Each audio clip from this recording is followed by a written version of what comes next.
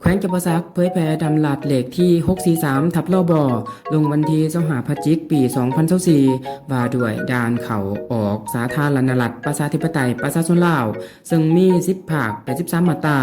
ซึ่งดำลัดฉบับนี้ได้กำหนดหลักการระเบียบการมาตรการเกี่ยวกับการคุ้มครองและติดตามกวดกาเวียกงานด่านเขาออกสาธารณรัฐประชาธิปไตยประชาชนลาว